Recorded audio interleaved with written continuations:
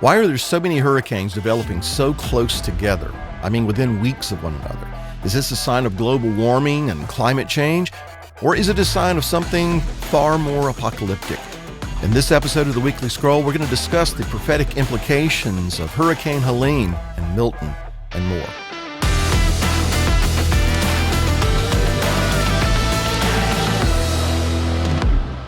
If you enjoy watching this and other great content from Jacob's Tent, download the Jacob's Tent app today. Gain access to the latest videos, teachings, and exclusive content all in one location. Stay connected and up to date with everything happening in the tent with the Jacob's Tent app, available on the App Store, Google Play, or wherever you find your apps. Well, welcome again to the Weekly Scroll. It's been a couple of weeks since we've been able to sit down and talk about current events, and a lot has happened in the last couple of weeks. Of course, politically, things are continuing to heat up. Hostilities in the Middle East are ramping up to the point that any day now, a larger, far more widespread war could break out in that region. But today I'm going to focus on some things that Yeshua highlighted in an exchange that he had with his disciples shortly before his crucifixion on the Mount of Olives. In fact, this exchange is called the Olivet discourse. And in the midst of that conversation regarding the last days, Yeshua said this: "There will be signs in the sun, and the moon, and in the stars, and on the earth distress of nations, with perplexity, the sea and the waves roaring, men's hearts failing them from fear and the expectation of the things that are coming on the earth. For the powers of the heavens will be shaken." And that's in Luke chapter 21, verses 25 and 26. And so just to kind of summarize this, he says that there are going to be visible signs in the celestial bodies, the sun, the moon, the stars, signs that I believe are specifically intended for God's people.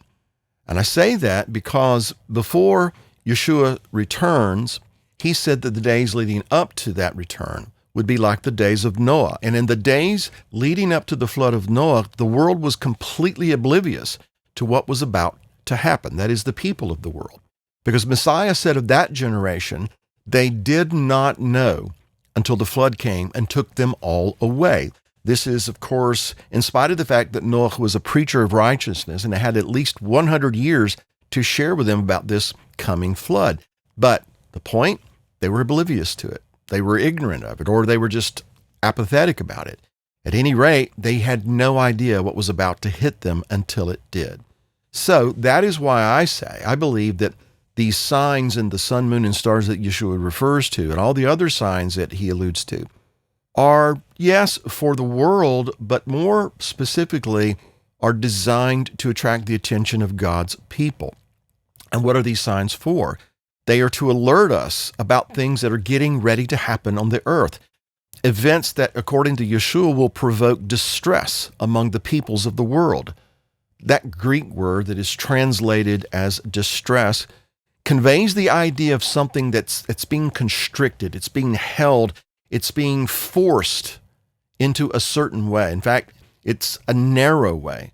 This same Greek word is often translated as straits, S-T-R-A-I-T-S, something that you and I are very familiar with. In other words, pressure, something that feels like it's hemming you in. And this distress that Yeshua describes provokes anxiety, doubt, in the sense of being in an unescapable quandary.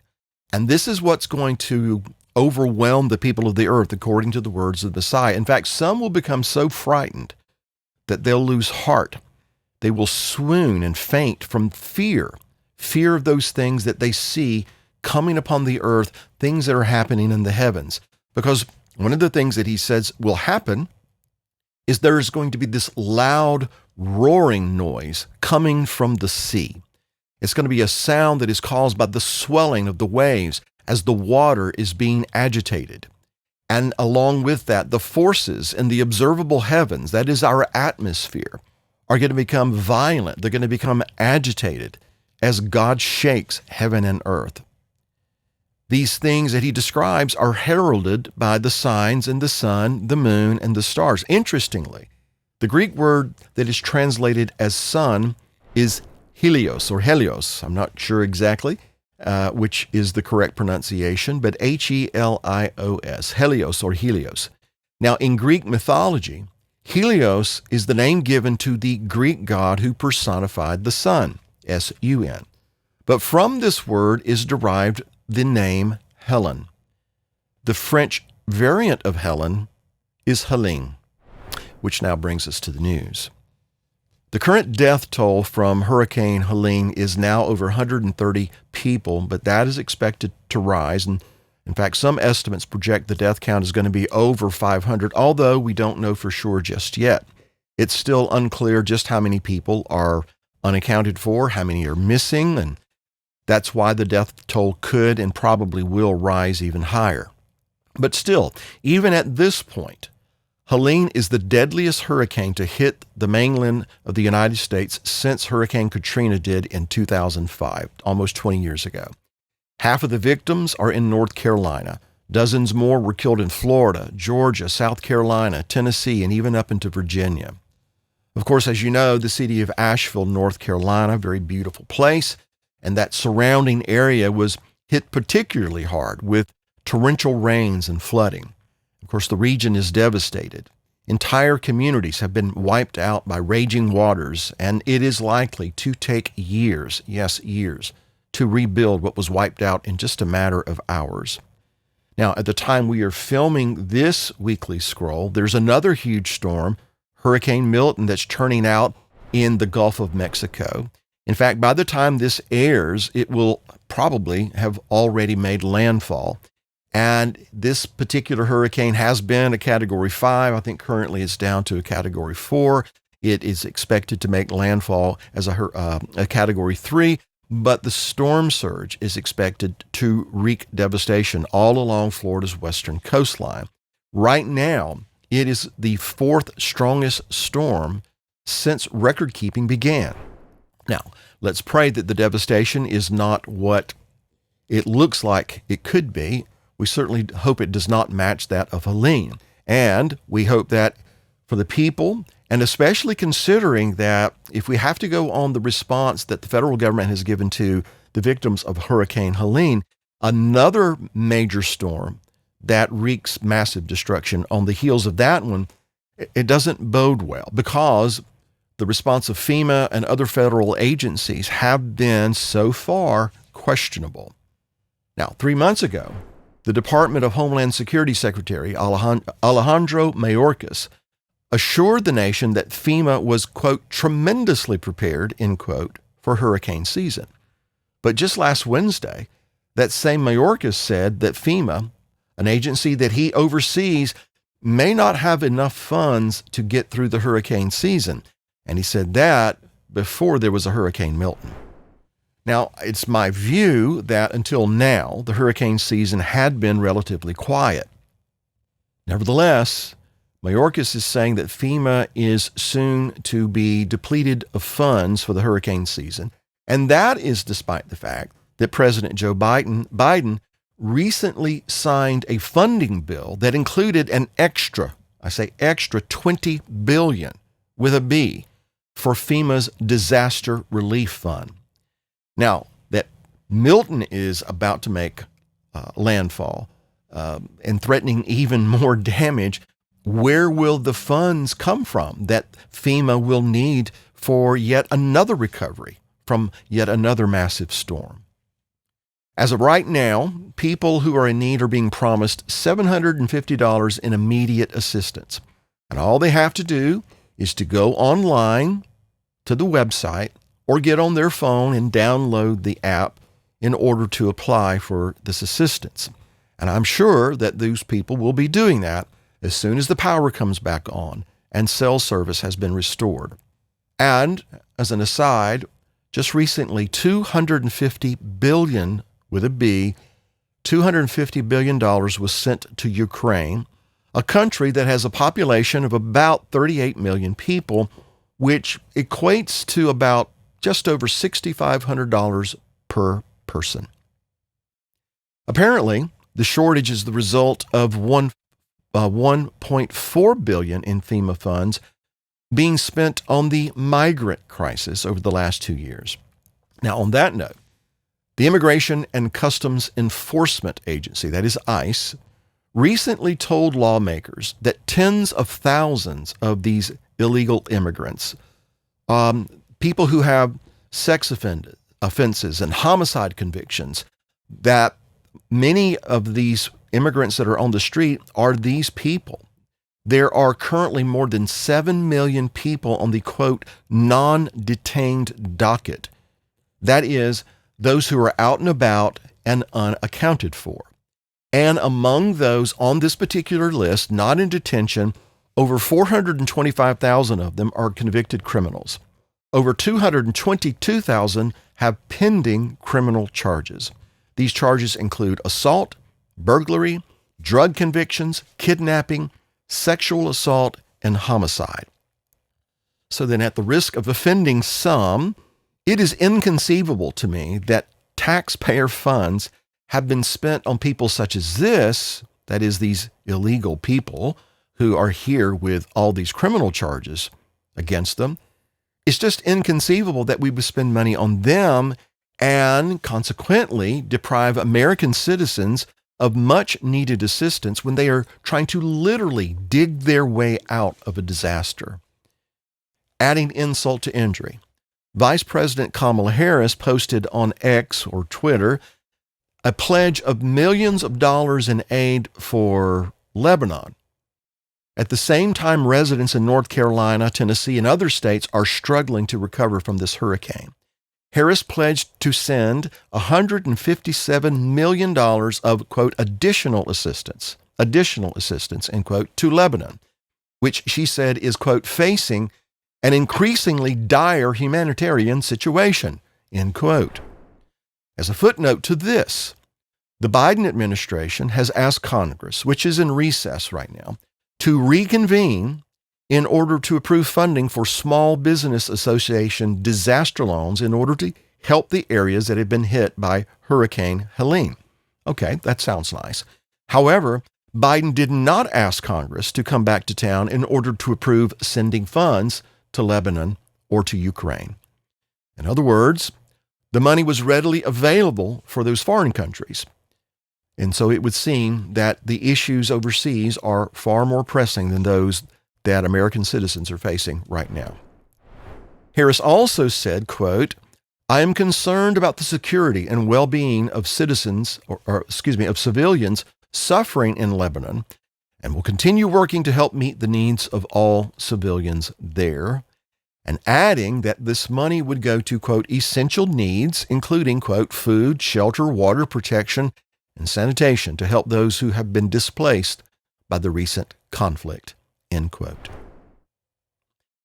You would think that someone that wants to be the president of the United States would be a little bit more careful, perhaps a little bit more discreet about posting things of this nature in light of what is going on in our own country.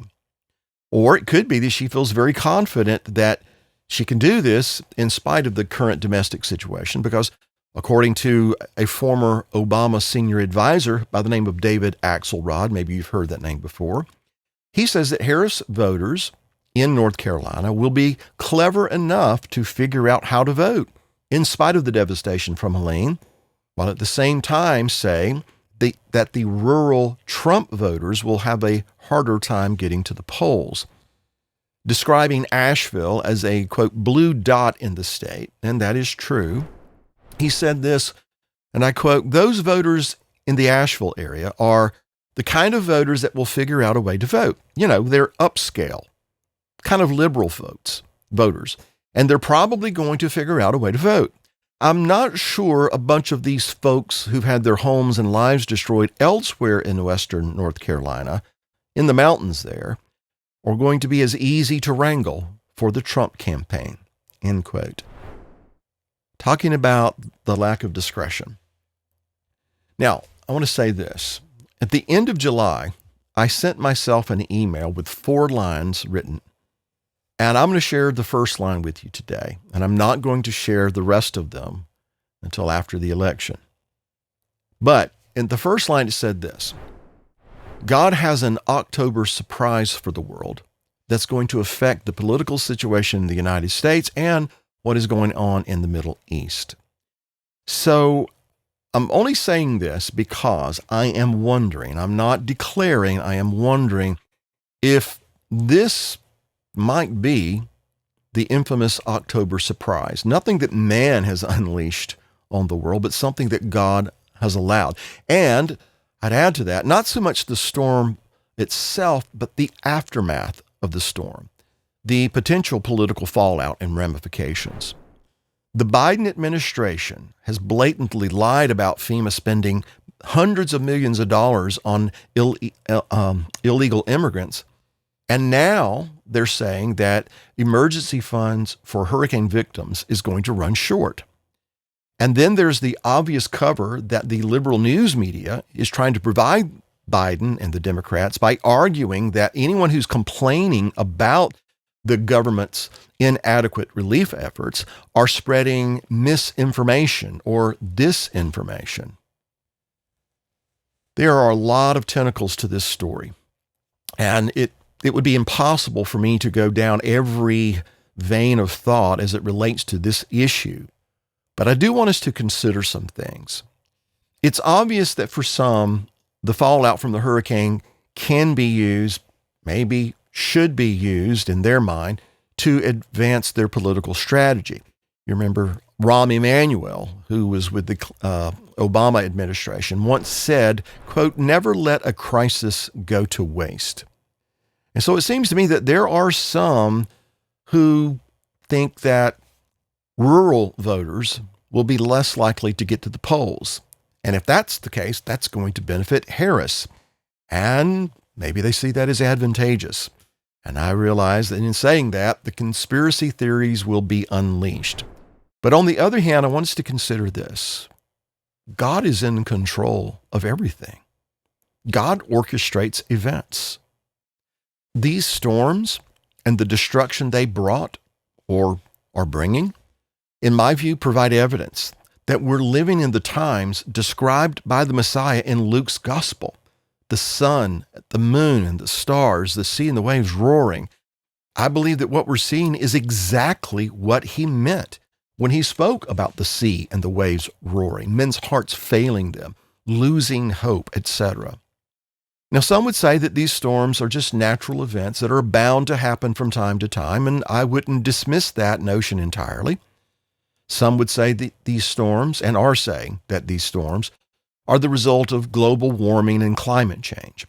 In fact, there are many high-profile personalities who have recently gone on record as saying the reason for these catastrophic hurricanes is climate change, which is due to global warming. Now, if the climate is changing, and I say if, it's not because of global warming as defined by Al Gore and others like him. If climate is changing, if there's global warming, it's a different type altogether. It's the kind of global warming that is caused by rebellion and sin, just as in the days preceding the flood of Noah. Because yes, the earth was warming up then, again, not the way some people want to make it out to be today, but it was warming up because of man's corruption. When the Bible says in Genesis chapter 6 that the earth was corrupt and filled with violence, the word violence is Hamas, and we've discussed this word before. But what you may not know is that the word Hamas, or violence, is derived from the Hebrew word Ham. We would spell that C-H-A-M, or you may spell it H-A-M. And that root word means to heat up, to warm up. Now, it's interesting, at least I think so, that Ham is also a name. In fact, it is the name of one of the three sons of Noah, the one you know as Ham. It's just not pronounced Ham, it's pronounced Ham. And his name means to warm up, to something that is building up in friction and heat. And specifically, this is interesting because Ham is the one who did something very vile and rebellious after the flood, which then resulted in the curse that was placed upon his son Canaan. My point is this. Leading up to the flood of Noah, the plant was heating up in the sense that man was rebelling further. They were corrupting themselves, and as they corrupted themselves, in turn, that corruption affected the planet, and the planet responded. So then, These storms like Helene and Milton, as far as I'm concerned, they are signs that are being given to us by the Creator that this world is in a corrupt state, and it's because mankind has corrupted his way upon the earth just as it was in the days of Noah. Furthermore, the creation, which Paul said was, quote, subjected to futility, not willingly, but because of him who subjected it in hope, because the creation itself also will be delivered from the bondage of corruption into the glorious liberty of the children of God, groans and labors with birth pangs together until now. That's in Romans chapter 8. In other words, my view is that these storms, and along with a host of other signs, are the birth pangs that Paul was referring to. And as it is in the natural, the closer we get to the delivery of the child, who in this case are the sons of God, it's the redemption of God's people that we're referring to. But again, as it is in the natural, the closer we get to the delivery, the more frequent and the more intense these birth pangs will become. Yes, these storms have occurred long before now, but according to the Bible, we should expect that we're going to see an increase in frequency and ferocity of these storms. And so within 2 weeks, 2 major storms have threatened Florida and other regions of the Southeast. So then when these storms develop, and if they do, I should say when they do, increase in frequency and violence, what are we to make of that? In my view, God's trying to get our attention, the people of God. Now, in that vein of thought, let's consider something. How likely is it that most of the people who are suffering in North Carolina and Tennessee, South Carolina, and other places, how likely is it that they really thought, going into this, that a hurricane swirling in the Gulf of Mexico would pack that much punch that far inland? In other words, how many people were completely taken by surprise, even though there were multiple warnings given in advance? How many people would have guessed that in just a matter of hours, Asheville, which is home to about 95,000 people, which is also hundreds of miles from any ocean, would lie decimated? Who would have imagined that the highways would be torn up and power lines would be strewn about like spaghetti? I think it's obvious. Most people did not think that would happen, because if they had thought it was going to happen, a lot less people would be struggling to access food, water, and electricity right now. Helene's aftermath has been likened to a war zone. Officials have described it as being post-apocalyptic. If they had been convinced that this was going to happen, don't you think people would have made better preparations? Now, I'm saying this not to condemn anyone. I'm not at all. My heart goes out to those people. It's just to point out that mankind at large places far too much confidence in our earthbound wisdom and our abilities, and we habitually discount the power and the sovereignty of Almighty God. As it is written, the wicked in his proud countenance does not seek God. God is in none of his thoughts. His ways are always prospering. Your judgments are far above and out of his sight. As for all his enemies, he sneers at them. He has said in his heart, I shall not be moved. I shall never be in adversity. That's what men tend to think. Now, interestingly enough, Asheville has been touted as a climate haven, a place to escape extreme weather. So-called climate migrants have been moving there for a very long time from places like California and Arizona and even the coastal Carolinas. There are online forums where people were discussing where to go to escape heat and floods and fire, and the name Asheville, North Carolina kept coming up very consistently. In fact, in 2019, one person wrote that they didn't want to be, quote, in a place that has constant threat of natural disasters that will destroy our property, so we are planning on moving to the Asheville area. Even climate experts, even those who call Asheville home, believed that they were insulated from the worst risks.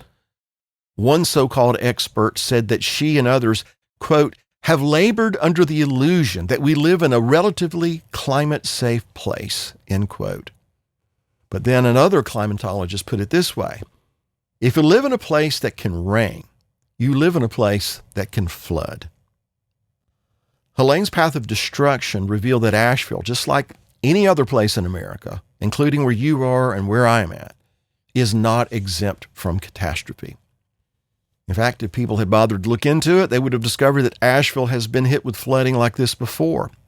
In fact, much of the county in which Asheville sits is shaped like a bowl, meaning that torrential rain can quickly flood the area.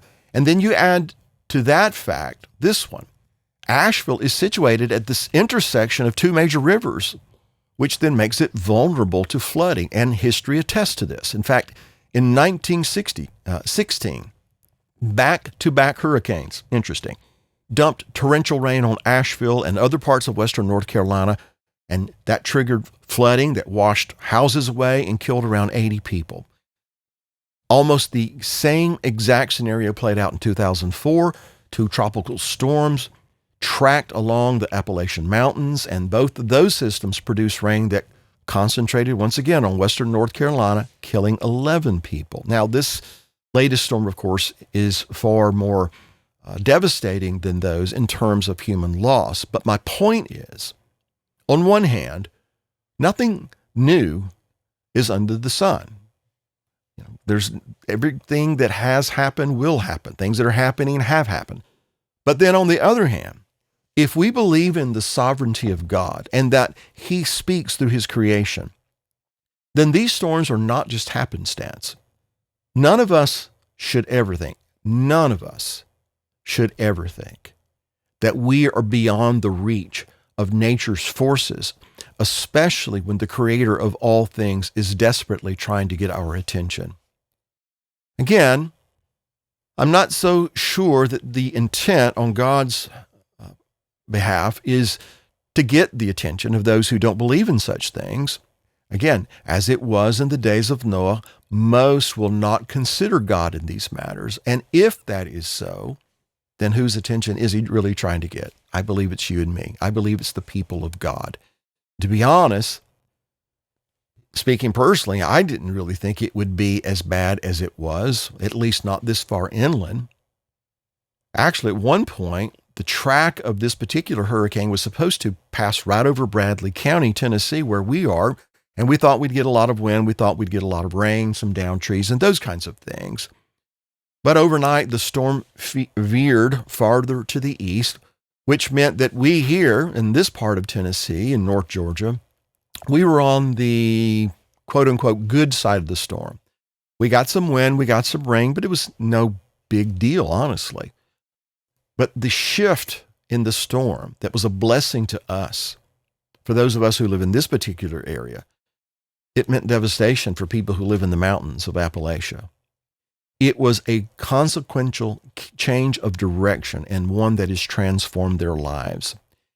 And that means, ladies and gentlemen, that anybody at any time can be subject to these kinds of things happening, and especially as we proceed into the end of these last days. Why did all of this happen? All I can say to that is He makes His sun rise on the evil and on the good, and He sends rain on the just and the unjust. And sometimes the rain is meant to be a blessing. Sometimes the rain is the consequence of disobedience. And so if He has our attention, then it should be provoking us to consider the times. It should be provoking us to be sons of Issachar who discern the signs and tell the people of God what we should be doing. Now, on that note, I want you to consider this. Right now, as I understand it anyway, the lion's share of assistance flowing into Tennessee, into North Carolina, and other parts of the country that have been hit by this storm are coming from private citizens, from charities and churches and ministries, not FEMA and other government agencies.